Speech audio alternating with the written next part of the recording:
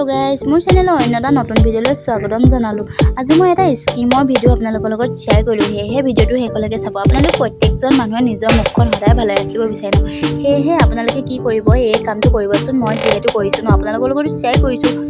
তো কৰি চাবচোন মানে ঘৰতে যদি ন এলিভিয়াম আছে ন অকণমান সানিব পাৰে মুখত মানে স্কিনৰ কাৰণে বহুত বেছি ভাল।